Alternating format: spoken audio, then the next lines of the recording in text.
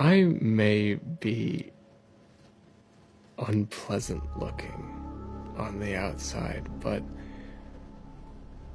you're ugly on the inside. When was the last time you fed?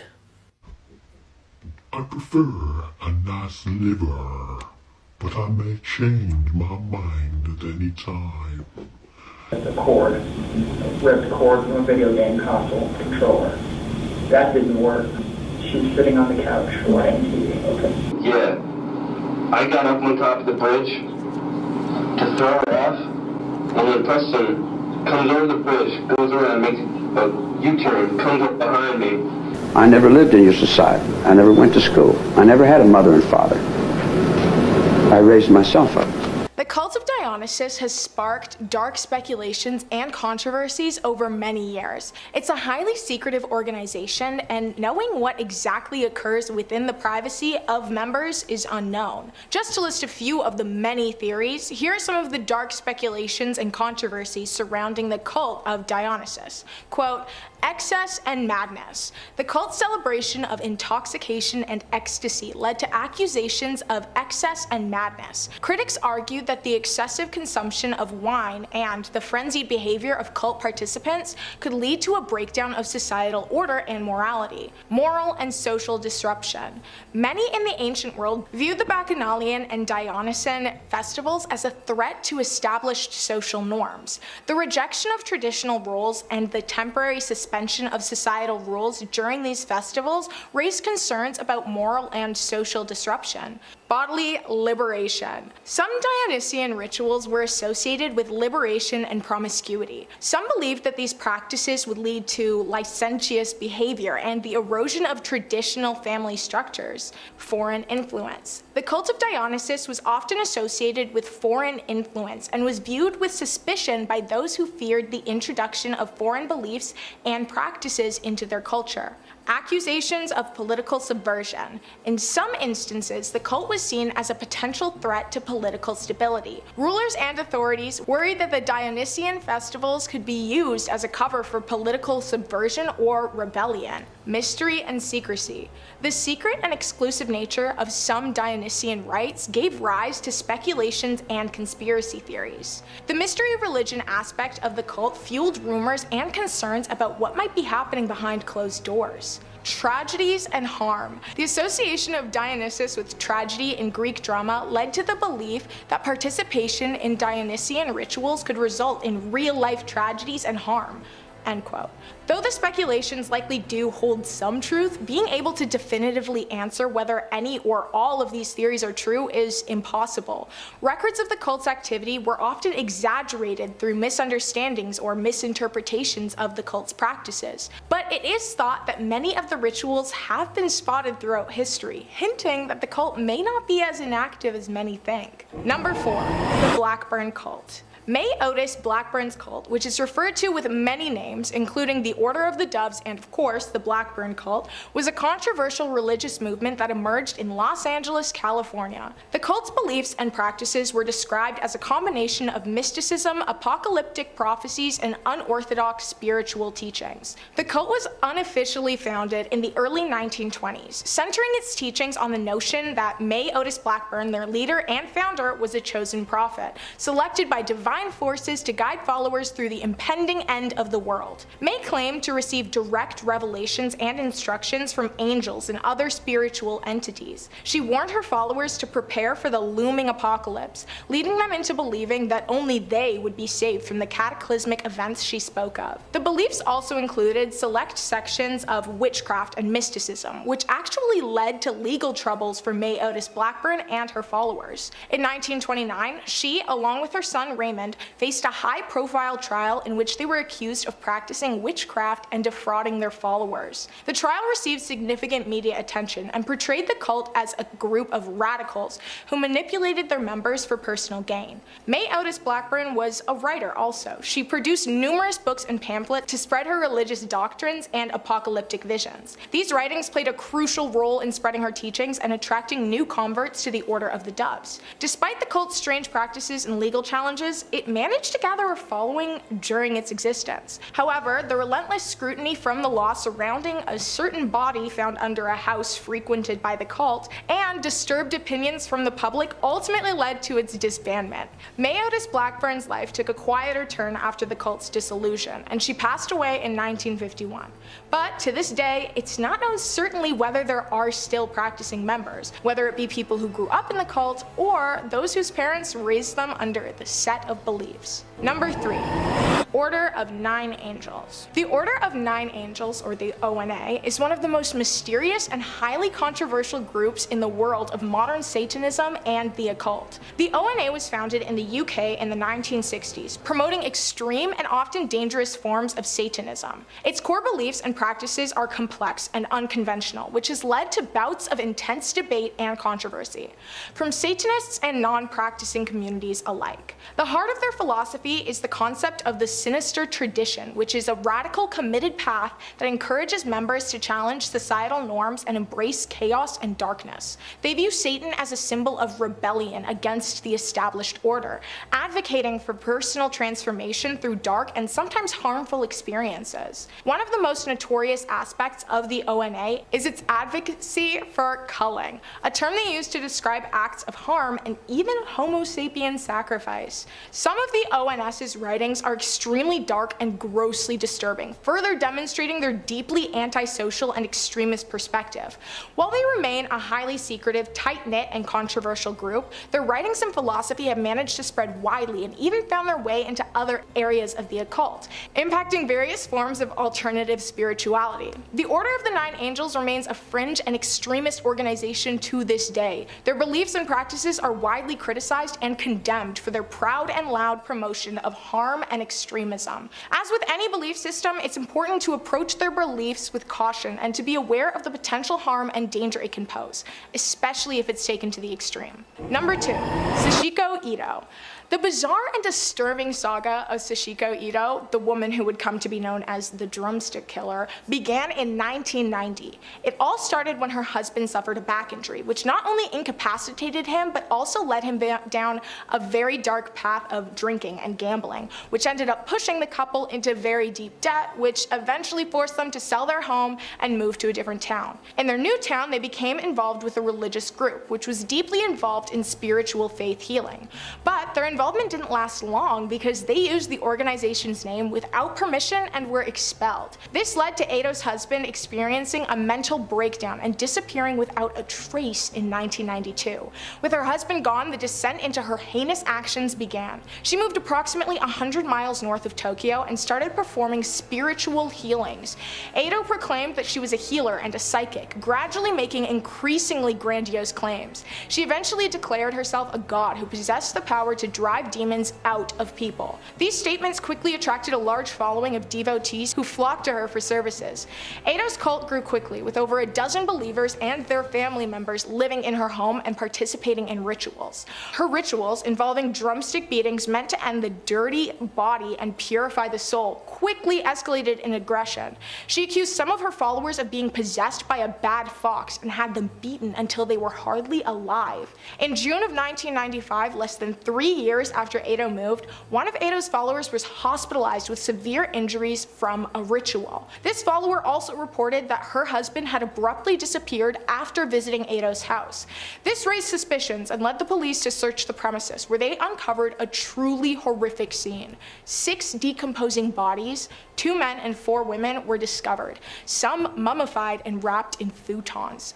All of their lives were ended due to the harm inflicted during Eto's rituals. Eto, her daughter, and a man named Yutaka Nemoto and another follower were arrested and charged with the deaths. Eto's survivor, who had reported the cult, was also arrested. Eto initially claimed that the deaths were unintentional and were simply a part of a religious exorcism. The trial resulted in Eto receiving a life-ending sentence, while her accomplices received prison sentences ranging from 18 years to life. On September 27, 2012, at the age of 65, Eto was hanged after several unsuccessful appeals, hopefully ending the belief system that she created, but no one's quite sure. Number 1. Temple of the Black Light. The Temple of the Black Light, which can also be referred to as the Misanthropic Luciferian Order, MLO, which is what I will be calling it because it's the shortest name. The MLO is a group associated with left-hand path spirituality and philosophy. MLO was founded in Sweden in the early 1990s, and it has gained popularity in cult theorists for its unique approach to Satanism and the left-hand path. The central notion of the MLO is the self-created worship that they call Chaos Gnostic Satanism. What sets them apart from many other satanic groups, MLO's beliefs are rooted in a drastic form of nihilism and a deep desire to embrace chaos, darkness, and spiritual rebellion. Honestly, real. They believe in an intangible force called chaos, which they see as a destructive, creative, and transformative entity that has great power and aims to oppose the order and constraints of the universe. MLO's members revere Lucifer as a symbol of enlightenment, liberation, and defiance against traditional religious and societal norms. However, their interpretation of Lucifer is much different from popular depictions of him. To them, Lucifer represents a dark and chaotic force that opposes established religion and the moral codes of society. The MLO is known for its extreme and often controversial writings, which explore the esoteric beliefs of the religion in depth. Their texts often feature highly complex and cryptic symbolism, which is intended to be understood by those who are deeply committed to the group's philosophy, and not for those outside. I mean, that's a good way to reject skeptics. Like, if skeptics were like, dude, this text doesn't make any sense, the members could just say, yeah, well, duh, you wouldn't get it. You can't sit with us. The Temple of the Black Light is considered a highly controversial group within the broader satanic community as well. They are criticized for their extremist and nihilistic views, as their beliefs are not an accurate representation of traditional satanic traditions and beliefs, which normally encompass a wide spectrum of beliefs and practices. The Temple of the Black Light actually remains a small and secretive group that's still active to this day. Number 5. Nicolo Paganini. The first up on our list today of people who summoned the devil or a demon of some kind is Nicolo Paganini, who was once called the devil's violinist, which is quite the nickname. Looks great on a resume. I didn't know the devil really hired out help like that. Paganini, which does sound a bit like a delicious sandwich, was born in 1782 in Genoa, Italy. Under his father's influence, he was given lessons by renowned violinists, quickly becoming a prodigy. His musical talents were praised, and he was given all manner of scholarships. He had his first performance at 11, and by age 15, he was already touring around Italy performing, just in case you needed something to compare yourself to and feel bad about your own achievements. Don't feel bad. I'm 26, I haven't toured Italy once. He was particularly well known for being able to perform recitals without sheet music. He memorized everything and was apparently able to play 12 notes a second at an inhuman speed. Now, while this could be explained by the fact that he'd been raised to play the violin in a Spartan-like upbringing, locals around Genoa began to whisper and tell stories of how he must have sold his soul to be able to play the violin like that. It also didn't help much that Nicolo's pale, lanky, and quite ghost-like appearance made people a bit suspicious of the guy. I get it, as someone who's very tall, lanky, and ghost-like, people ask me all the time, Taylor, did you sell your soul to be so good at YouTube hosting? The answer? Yes. Paganini was a striking man with hollow cheeks, pale skin, and very long, thin fingers, which did not calm any of these rumors down. These things plagued his reputation, with people claiming outlandish things, saying they'd seen him with hooves, they'd seen him talking to the devil. Some say his violin was made out of the intestines of a woman he'd slain, and her soul was trapped in his violin, which I guess would make it sound beautiful. Now, in the end, Paganini would contract tuberculosis, and found himself getting weaker and weaker as the months and years went by. Before his death, he turned away last rites from a Catholic priest, saying he didn't need him because he wasn't going to die. He would pass shortly after. Was it because he'd already made his last rites with Satan, or was he just confident? It's up to you to decide. And if you're looking for more freaky stories of demonic possession, exorcisms, and all that jazz, we've got loads of that on the channel. If ghosts and goblins ain't your jam, we've got cryptids, conspiracies, aliens, government cover-ups, basically anything scary above or under the sun, we've covered it more than a few times. So click on through, hit that bell to not miss a single scream, but please, Do that at the end of this video, okay? We got way more scary stories coming up for you. Number 4, Latoya Ammons. Our next entry on this list is Latoya Ammons and her mother Rosa Campbell, involving an infamous haunting that is sometimes referred to as the 200 Demon House or the Demon House. That's a lot of demons. A family moved into a new house in Gary, Indiana, only to quickly discover that the house already had plenty of residents. They claimed that black flies would swarm the porch every single day in December in a climate that should reasonably have had them die off. Mother Rosa Campbell claims she heard footsteps in the basement and doors creaking, and witnessed a shadowy specter of a man pacing around her living room, claiming he was leaving behind boot prints. Now that's pretty scary. But the most wild claim was that this spirit man once choked her directly. Rosa's daughter Latoya claimed that she levitated above her daughter while unconscious during a sleepover, leading to her friend praying for her safety until she returned to the ground. Another wild incident describes an unknown force pushing the son of the family firmly into a wall, with a voice in the back of his head screaming, "It's time to die." Strangely, the family didn't decide to, burn the house down and move out and change state lines, but instead reached out to their family physician. You know the old saying, when there's something strange, who are you gonna call? Your local general practitioner. Well, the doc visited the house and noted that he thought the behavior of the family was delusional. So the family went to Father Michael Maganote in 2012, who was called in to perform an exorcism. He believed the family had unintentionally summoned a demon and were being tormented by hundreds of demons. And the real estate agent didn't mention that, did he? In the end, the father exorcised the house, and the Ammons family moved to Indianapolis in peace, where they now await a movie deal from 20th Century Fox, I'm certain. Number 3, Robert Johnson. Robert Johnson could play the blues real well. In fact, he played it so darn well that people suspected he wasn't just really in tune with the music, but had made a deal with the devil to pluck the strings. Johnson was born in Mississippi in May 1911 and lived alongside his 9 siblings. Good gosh, imagine the rush for the bathroom in the mornings. He eventually made his way to Memphis, where he discovered his love for the blues, and boy howdy could he play them. By all accounts, he was a legendary harmonica player, but initially his friends would describe him as a pretty lousy guitarist. Well, practice makes perfect, right? Well, practice and demonic transaction. Because the story goes that Johnson would disappear for a few weeks entirely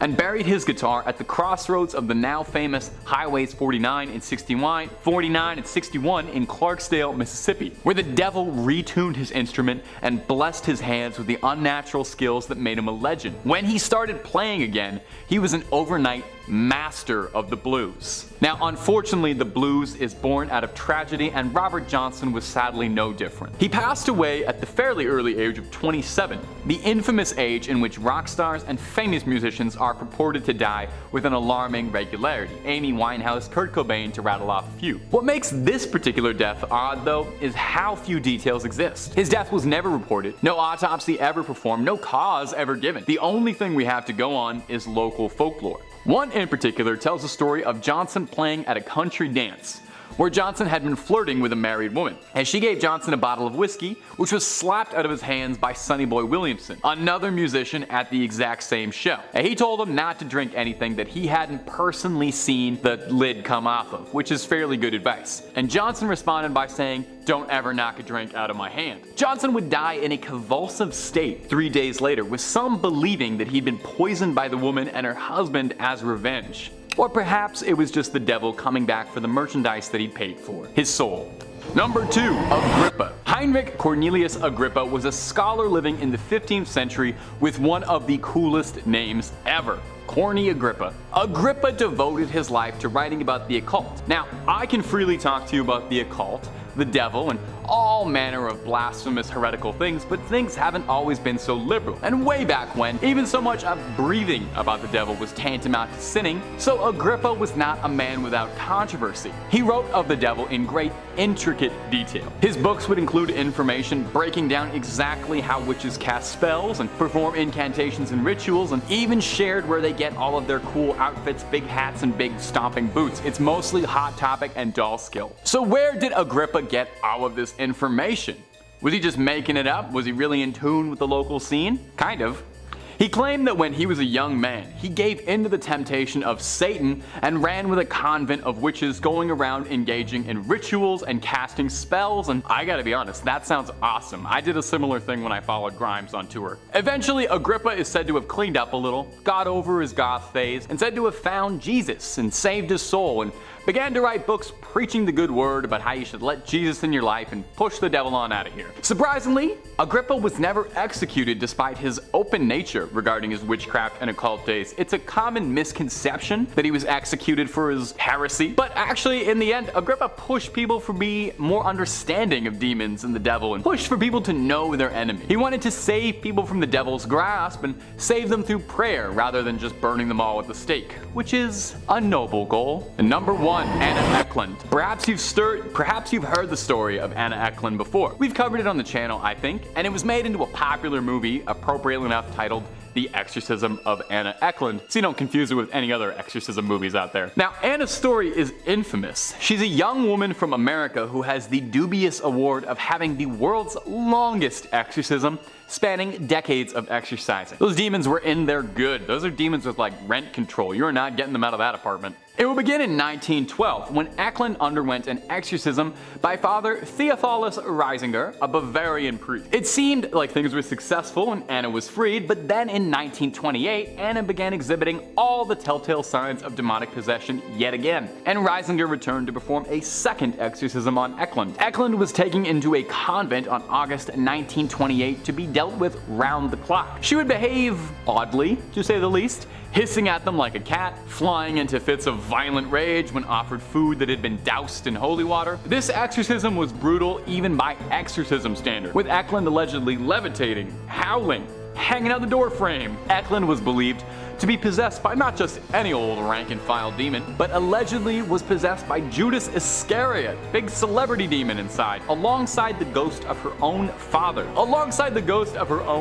Who had an affair with her aunt and had made unwanted advances to Anna in life. After months of exercising, and not the good kind, Anna's body deteriorated.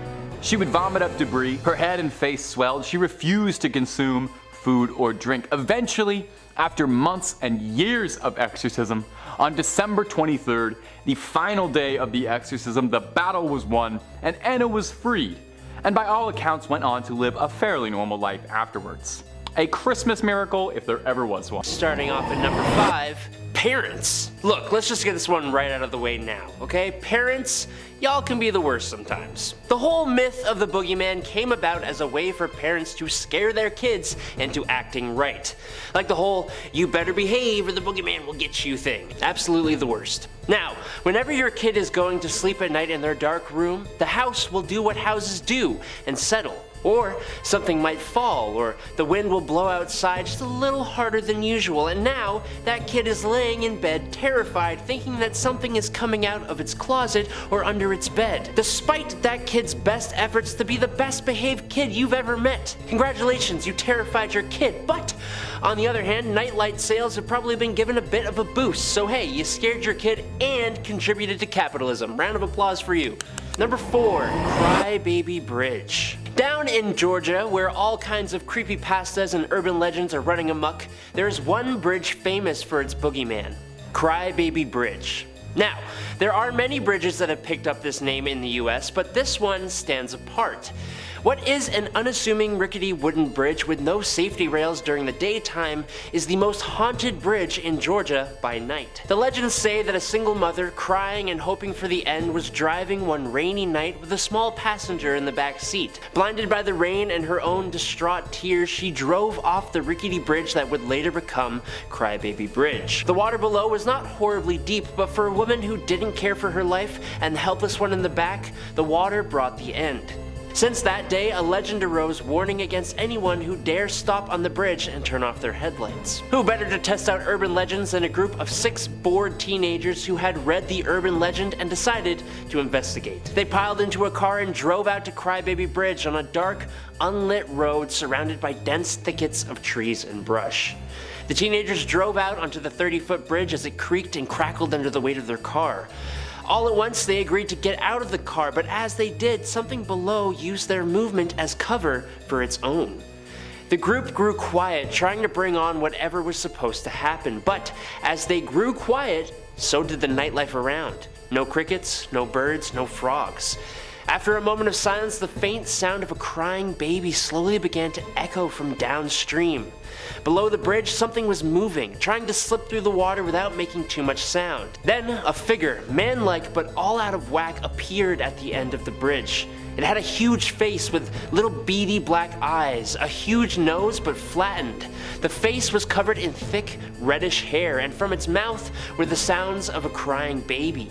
But as the teens shone their light on this creature, the crying stopped. Now, the 9-foot-tall creature stepped forward, a huge, muscular creature with elongated arms. As the teens recoiled in horror, another similar creature began reaching up from under the bridge, trying to get a hold on an ankle. This was a trap. What happens next? Well, you have to read the rest for yourself, sorry. Number 3, the Bye-Bye Man. Eli was a graduate student living in the town of Sun Prairie, Wisconsin in the fall of 1990 with his girlfriend Catherine and a friend named Jonathan. Someone had found an old Ouija board in an attic and for fun gave it to the 3 friends who had been living together. Just like any group of friends would, the 3 began conducting experiments with the board, seeing if this whole superstition thing was real. Turns out they had a pretty wild ride. After they believed they had communicated with a number of spirits, they decided to make an effort to contact a spirit that had actually been a living human. The board eventually transmitted the story of the Bye-Bye Man, a blind albino man born in Louisiana sometime in the 1920s. According to the story, his parents put him in an orphanage in Algiers, New Orleans, where he was shunned. The boy eventually escaped the orphanage and turned to the life of a killer. Jumping on trains and traveling around wherever he wanted, he was accompanied by his companion called Gloomsinger, which was a dog-like creature sewn together from the tongues and the eyes of his victims. Well, unfortunately, the 3 friends, Eli, Catherine, and Jonathan, were told via the Ouija board that the spirit of the Bye-Bye Man had latched onto them and that he was coming for them. Apparently, anyone who thought of or said the Bye-Bye Man's name became his next target. He then began riding the rails in their direction, sending out Gloomsinger to locate the person. Once they were found, Gloomsinger would let out a shrill whistle to call to the Bye-Bye Man. The history of the Bye-Bye Man is traced back to a teenager who told a reporter that he took his family's lives because the Bye-Bye Man made him do it. Luckily for Eli, Catherine, and Jonathan, they were not driven to hurt anyone, but they were definitely scared out of their skin. There is a movie based on this story, but in that one, things don't end so nicely. Number 2, Terry Sherman. The great thing about the boogeyman is that it has no one form. It's just the manifestation of whatever people fear. For the Native American Navajo people, this would be the skinwalker.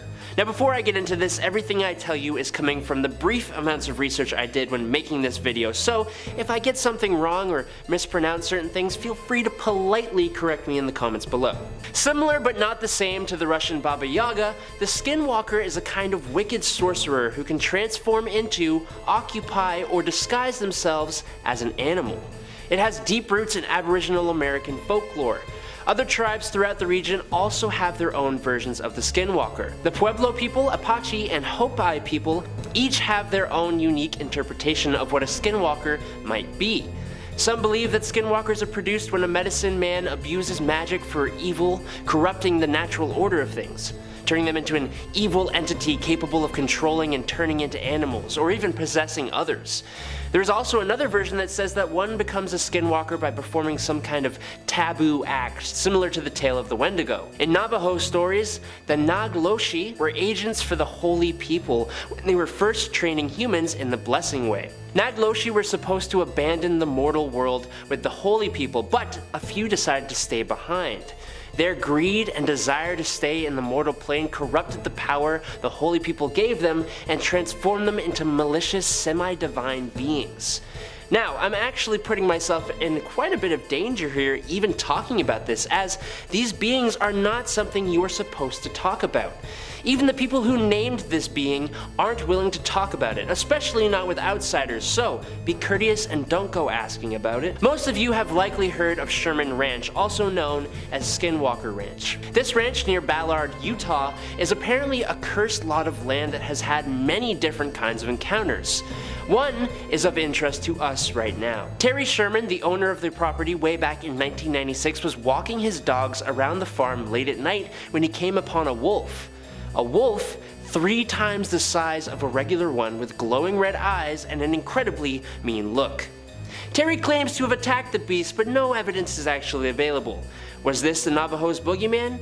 Who knows? Number 1, Cropsey. Okay, this one is going to get a bit more real. In Staten Island, USA, a tale of a boogeyman-like creature named Cropsey was famous among many kids who lived in the area. Cropsey was said to be an axe-wielding man who escaped from a mental institution and would lurk around in the dark tunnels below the old abandoned Willowbrook State School, a facility for children with intellectual disabilities that was shuttered after allegations of horrific mistreatment were exposed. The story says Cropsey comes out at night to snatch young people and bring them back into the abandoned Willowbrook. But the horror tale was actually a horrifying reality. Cropsey was in actuality Andre Rand, a suspected killer who was convicted for the passing of 2 young individuals in the 1970s. In keeping with the tale, Rand worked as a janitor at Willowbrook in the mid-1960s.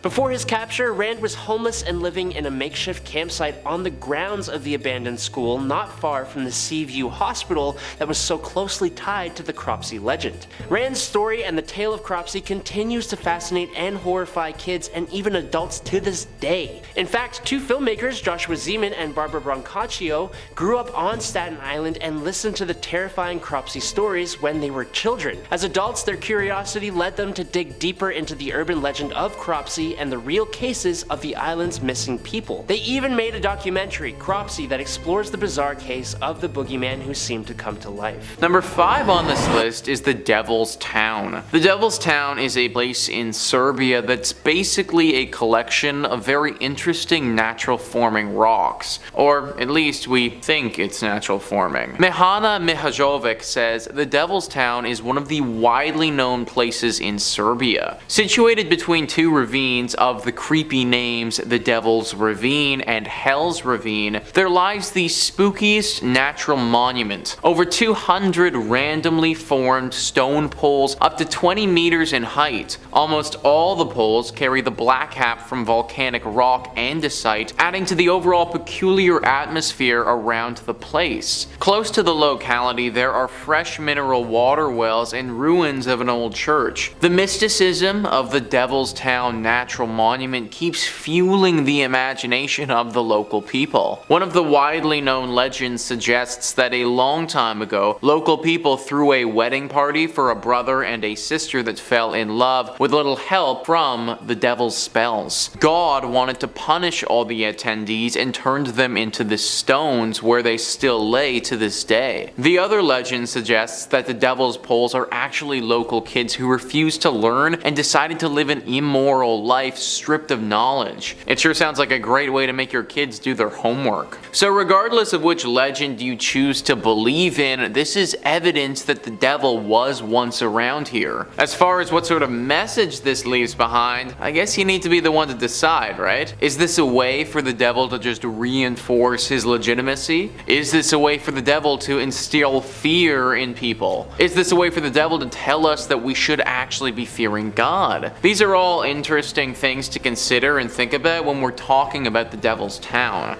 I will say something and give the devil a little credit. If these rocks were actually formed by him and some devilish activity, then honestly, nice work, man. They're very cool and made a strong push to become part of the 7 natural wonders of the world. Maybe people decided to leave them out of that list though, because promoting something created by the devil himself might not be the best idea. Comment down below what you guys think this weird and creepy formation of rocks could truly mean. Number 4 on this list is Hotel California. Hotel California is right up there as being one of rock's best songs ever. I feel like I have a very special connection to the Eagles classic because I remember in 10th grade or sometime in high school, I had to do a project breaking down a classic song and looking at the lyrics and really evaluating them. I decided to do mine on Hotel California, and it was through this project that I learned something very interesting about this piece of music. Hotel California may have been partly written by the devil. Thoman says it's not only only on Halloween that you can expect the devil to be up to no good in the background. For example, with the super hit Hotel California by the Eagles, when played in reverse, the secret message says, "Satan, he hears this. He had me believe incredible or verifiable." Was the ruler of hell involved in making the Eagles' greatest hits album the best-selling album of the 20th century in the US? Now, this is the message you get when you play it backwards, but you don't even need to play it backwards to get some pretty weird messages just listening to it in general. The whole song itself is a complete trip. One line in the song says, "This could be heaven or this could be hell." Another line says, "We are all just prisoners here of our own device." And finally, the song finishes by saying, "You can check out any time you like, but you can never leave." The whole song itself could be one big metaphor for hell, let alone the secret message in the song that you hear when you listen to it in reverse. What do you guys think? Was this actually the work from the devil? Number 3 on this list is the Daevas. The Daevas actually come from the religion Zoroastrianism and are part of that religion's demonic entities. If you're unfamiliar with that religion, then just know that it is one of the oldest religions ever and is still being practiced today. Well, there are tons of messages in scripture and artwork describing these demons that basically act as warning messages to all who may have the misfortune of running into them. Grunge says, traditionally Daevas are thought to be the creation of Ahriman, an antagonist and equally powerful counterpart to the benevolent creator. In one of their religious texts, the Gathas, Daevas are described as rejected gods with an affinity for evil who, for whatever reason, still hold sway with some followers. One of their chief character traits is an inability to discern truth from lies, making them at least psychologically adjacent and possibly directly related to most roommates that you've likely met on Craigslist. All kidding aside though, these things can be very, very dangerous, and many people believe that a lot of the work and scripture that talks about them, that was actually left behind from the devil. The purpose of doing this was to strike fear into people and make them start to distrust their fellow human. Number 2 on this list is the Blood Falls. Once again, we have a naturally occurring wonder that people believe is actually a hidden message from the devil. Let me tell you the geological explanation of this, and then I'll tell you the possible demonic explanation. Atlas Obscura says, roughly 2 million years ago, the Taylor Glacier sealed beneath it a small body of water which contained an ancient community of microbes. Trapped below a thick layer of ice, they have remained there ever since, isolated inside a natural time capsule. Evolving independently of the rest of the living world, these microbes exist in a place with no light or free oxygen and little heat, and are essentially the definition of primordial ooze. The trapped lake has very high salinity and is rich in iron, which is what gives the waterfall its red color. A fissure in the glacier allows the subglacial lake to flow out, forming the falls without contaminating the ecosystem within. So that's the geological explanation. The one involving the devil isn't as calm and cool though. This legend says that a man died and was sent to hell. Now he got there and obviously didn't love where he was. The man was continuously tortured and mistreated,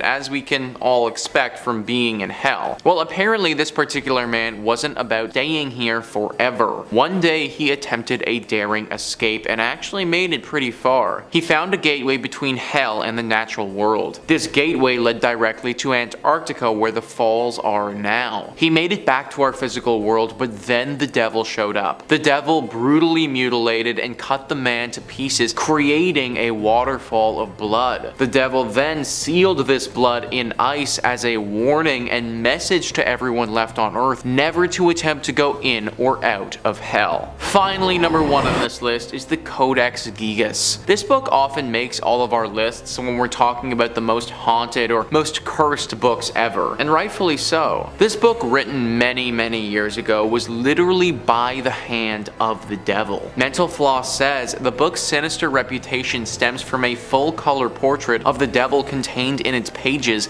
and a legend about how the image got there. According to folklore, the book is the work of a monk, possibly Hermanus Hermitis or Herman the Recluse, who had broken his vows and been sentenced to be walled up alive in the monastery. He struck a deal to save himself. If, over the course of a single night, he could write a book containing all the world's knowledge, his life would be spared. When he realized the task was impossible, the monk sold his soul to the devil, who helped him finish finished the book and signed it with the now infamous portrait. Now I'd love to tell you guys what message the devil left for us in here, but that would require me to read the book myself, which I have absolutely no intention of ever doing. Legends have been told of people becoming insane and losing their minds and all sense of reality after reading it. So even if I did read it with the intention of relaying the messages to you guys, I don't know if I'd even be capable of doing so. It's been kept in Sweden's National Library and has been there for several hundred years if you guys wanted to go and give it a read. I don't recommend it. Number 5, the Ouija board. Starting this list off because, well, this one's pretty obvious, and there's some even weirder ones ahead, so buckle up. The Ouija board is a board game most popularized by teens in the 1970s, when fads were at a heightened time. The Ouija board has earned its reputation over the years, although it was created almost 100 years before that. Go on. The year is 1891, and as the first ads started appearing in papers, Ouija the wonderful talking board. Extra, extra, read all about it. The title from a Pittsburgh toy and novelty shop. The first paper described a magical game that answered questions about the past, present, and future with marvelous accuracy. An advertisement in a New York newspaper titled it interesting and mysterious as proven at patent office before it was allowed. Price? $1.50. Okay, so chilling and affordable. A flat board with the letters of the alphabet configured into 2 semicircles. Above the numbers 0 through 9, the words yes and no in the upper corners. Goodbye at the bottom. No batteries included nor needed. A planchette, like a little teardrop shaped tool used to maneuver about the board. Sounds simple enough. The idea was that 2 or more people would sit around the board and place their fingertips on the planchette and ask a question out loud. After a moment or two, the planchette seemed to start moving to the corresponding letters, spelling out an eerie message from who knows where. The origins are messy, and it's hard to pinpoint who or what inspired early attempts at this game and its humble beginnings. It kinda just appeared on the shelves. Spooky. After the 1850s, the Fox sisters of New York had popularized spiritualism, and the US started flooding with the interest in spirituality, towing the line of religion-related thrill-seeking. The Kennard Novelty Company exclusively made and marketed these talking boards. One thing, however, is that they didn't have a name for this new game. Apparently, the lore goes that one of the men who also owned and founded Kennard Toys' sister was a medium, and when asked the board what it would like to be called, to which it responded, Ouija. When asked what the name meant, it responded with, good luck. Terrifying! Hey, at least good sportsmanship. Good lucks and good games? Kind of nice touch before it spells out your fate, no? One thing I know for sure is that I'm never playing this game. Number 4, hide and seek alone. Hide and seek alone has gotten some pretty dramatic online traffic throughout the past 20-ish years. Results from people who try it, write about it, and avoid it are all pretty interesting to say the least. Though it's a bit of an elaborate ritual, the game, you summon a ghost into a doll or stuffed animal at around 3 a.m. and then invite the possessed doll for a friendly game of hide and seek. First off, who's doing this? Second off, it's 3 a.m. I'm old. I'm sleeping by this point. Third, I don't do dolls, man. Creepy. Surfacing in the 2000s on the deepest spots of the web, this frightening and spiritually challenging game has made waves and enforced that serious problems could arise if played wrong. How do you mess up hide and seek? Found you. In some cases, the rituals call for very specific details. Other times, a very loose game setup. Some dolls were even stuffed with rice instead of cotton, and apparently toenails from the player for a DNA connection were added to the object. It's at times like these that these legends start sounding very fake. Or do they? Sometimes needing red sewing string to stitch and repair the now ready teammate, the ritual has been started. The game is played at 3 a.m. and some say 3:33 is the ideal time to play, in which the player washes the doll and explains to it the rules of the game and the participants playing. I will hide, and you will come find me. It's always when you're hiding that you all of a sudden have to pee. So bad. Always. And what happens when the doll finds you? Apparently the deep web has story after story about the countless effects on this game and doesn't recommend it, due to all the stresses to come after. Apparently the process of ridding the spirit of your home at the end of the game has been the most challenging part. Who'd have thought? Would help if there was an instruction manual, of course. Of course I won't be playing this game at any time soon, I'll be sleeping at that hour. Much safer. Number 3, CE5. Demonic forces come in many shapes and sizes. I chose this topic next on the list because I feel that this is the way we're headed, and it's absolutely terrifying for our world, and theirs. Dr. David M. Greer is an American ufologist and founder of the Center for Study of Extraterrestrial Intelligence and director of the Disclosure Project. CSETI started in 1990 to create a civil and research-based initiative to contact ET civilizations. The group defined CE5, or Close Encounters of the Fifth Kind, as human-initiated contact and communication with ET life. CSETI claims to have over 3,000 confirmed reports of UFO sightings by pilots alone, and CSETI has designed a protocol for human-initiated contact to UFOs using a form of consciousness. Oh yeah, and high-grade military lasers. Namaste, dude. Hey, that's pretty sick. The goal of which to publicly disclose the government's alleged knowledge of UFOs. I'm all for it. Extraterrestrial intelligence, and of course, advanced energy and propulsion systems. The summoning part comes in the form of Greer's overnight trips to see these ETs in person. This week-long intensive workshop is limited to about 25 guests and provides an intensive training program with Dr. Greer, which each night will go out and make contact using the very effective CE5 contact protocols. Located in Costa Mesa, California, researchers can expect to be alongside him for a lesson in meditation and consciousness. Greer has an audiobook out on how to summon ET craft yourself, and has numerous documentaries surrounding the topic. What do you think? Is this guy a real deal? I think so. Especially with all this UAP NASA stuff that's going on. Who knows? Number 2, Furbies. If you grew up in the 90s like me, then you must remember Furbies. They were everywhere. And then all of a sudden, nowhere. A Furby is an American electronic robot toy that was originally released in 1998 by Tiger Electronics. It resembles an owl or gremlin-like creature and went through a period of being a small craze to have become an overnight sensation in the 90s. Following its holiday season launch, with continual sales up until the year 2000, over 40 million Furbies were sold during the 3 years of its original production, with 1.8 million sold in 1998 and 14 million in 1999. Its speaking capabilities were translated into 24 languages, and this is where it starts getting messed up. And I know, because I had one. Furbies were the first successful attempt to produce and sell out domesticated enhanced AI systems. A newly purchased Furby starts out speaking entirely Furbish, the unique language that all Furbies use. Cute. But it's programmed to start using English words as soon as it learns them, in place of Furbish over time, as it just sits there, listening to you. Or sometimes even in the middle of the night, demonically talking to you. Remember that? The voices? Feed me, feed me.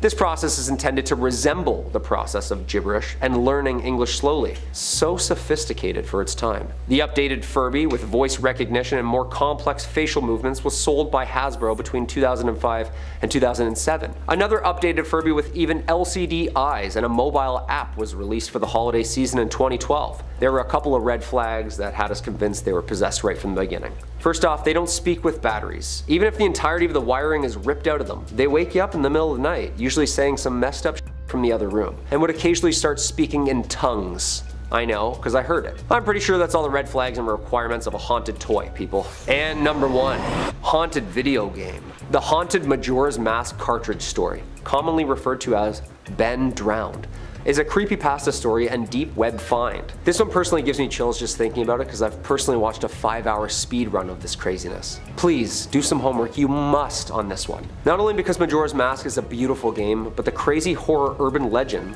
that was born is very scary. The story retells paranormal events that occurred to a sophomore gamer on a college campus, upon receiving a second-hand Nintendo 64 cartridge from a friend claiming that he had received the game from an old man throwing out free games. Excited, the gamer tore home and tore into this game.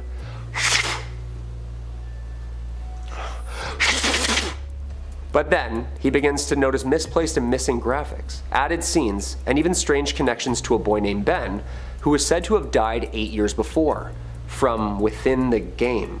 Huh? Majora's Mask is already scary enough. The story attracted many believers from all across the Zelda fandom community, including myself, and still does time to time, although sources have confirmed that this is just a story made up from developers and run to consumers. You got me, dude. I sat through like 6 hours of Link snapping his back, terrified. Number 5. Amy Stamatis, 2006.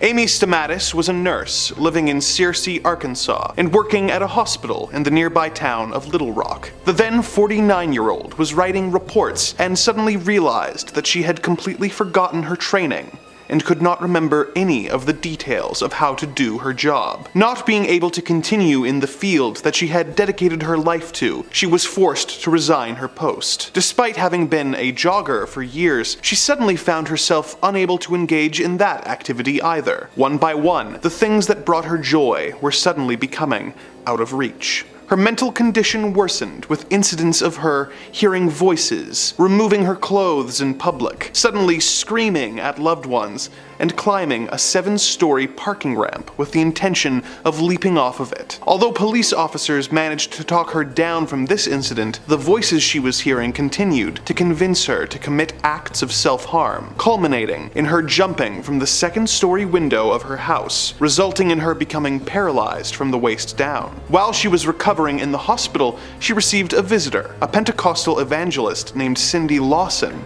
who claimed to have successfully performed 10 real exorcisms before, having witnessed people's eyes changing colors during the ritual, and even a few cases of levitation. Lawson claimed that God had spoken to her and told her to go to the hospital where she would find Amy, who was unknowingly possessed by demons. Stamatis agreed to let Lawson perform an exorcism, and though she has no memory of how the event went down, family members who were present claimed to see an instant change in Amy after it was complete. Number 4.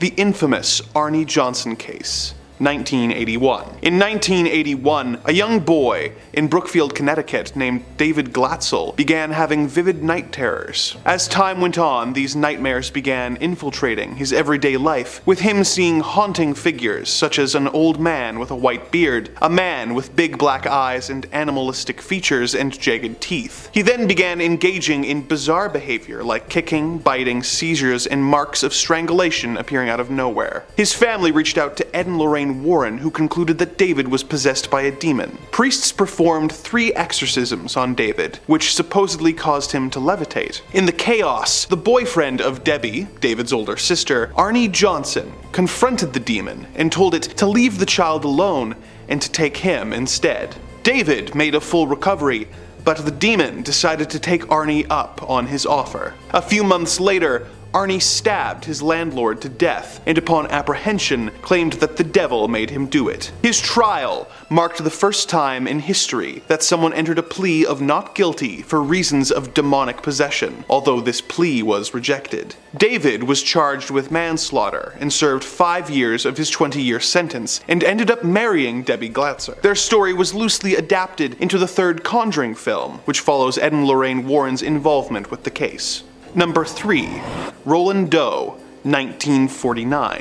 In 1949, a young boy was mourning the loss of his aunt, who had been a deeply committed spiritualist who had taught the child how to use a Ouija board so that he could converse with spirits. The boy, whose name was changed to Roland Doe in the reports of the incident to preserve his anonymity, soon began hearing strange scratching noises coming from inside his bedroom walls, and having issues with his mattress vigorously shaking on its own. His parents took him to medical professionals who could find nothing wrong with the boy. When the family minister also failed to find anything, the boy's parents enlisted Father E. Albert Hughes, who received permission from the church to perform an exorcism on Roland. This attempt didn't end up working out, as Roland tore a spring out of his mattress during the ritual and slashed the priest across the shoulders. Upon inspection of Roland, his mother discovered that the word Louis had been scratched onto his flesh.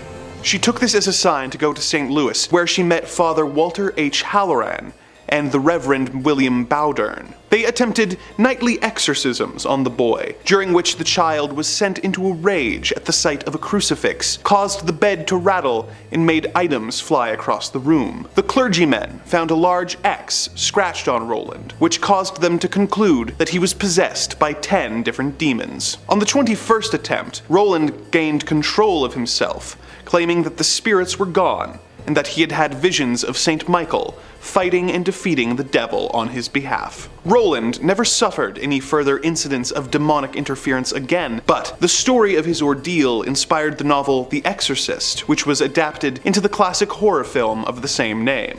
Number 2. Gottliebin Dittus, 1842. Our next entry takes us to the German village of Mottlingen in 1842. Residents of this sleepy village started to notice strange noises and odd goings-on at the home of a 28-year-old woman named Gottliebin Dittus, who believed that her house was being haunted by the ghost of a woman who was always seen carrying a baby in her arms. Dittus began being affected and would drift in and out of a trance-like state, seemingly blacking out for days at a time. The local pastor, Johann Christoph Blumhardt, took it upon himself to free Dittus of her affliction, which had lasted for 2 whole years before he got involved. He claimed that Dittus was possessed by several demons, as well as the spirit of the woman that she had reported seeing, who Blumhardt believed to be the ghost of a local murderous widow who had been known for burying children in a nearby field. The exorcisms he performed on Dittus were horrific, with her reportedly vomiting blood, broken glass, and even nails. The exorcisms continued until one day Dittus appeared to snap out of her possession, declaring that all the demons and spirits had been cast out and that Jesus was the victor. Number 1. Clara Cele, 1906. In one of the first documented exorcisms in South Africa, a 16-year-old orphan named Clara Germana Cele was staying at the Marion Hill Mission School in Umzinto when she began exhibiting violent behavior. The behavior became more and more extreme until one day the teen began growling, tearing at her clothes, and demanding to speak with the local priest, Father Erasmus Horner. Clara confessed to the priest that she had made a deal with the devil himself, and when the nuns tried to pour holy water on her, her skin began to burn. She would go wild and convulse at the sight of religious iconography, showed immense strength disproportionate to her size, and she began speaking languages that the young teen could not possibly know. When Clara began levitating in front of them, the priest and the nuns got permission to perform an exorcism on her. The exorcism was a wild ordeal, with Clara trying to strangle the priests, levitating at various times, and in perhaps the most horrifying and amazing moment of the ritual, transforming into a serpent who bit one of the nuns. The exorcism lasted for 2 full days and was performed in front of 170 people. By the end of the second day, the demon reportedly caused Clara to levitate one last time before leaving her body, never to return. Clara was demon-free, but unfortunately died 6 years later of heart failure at the age of 22.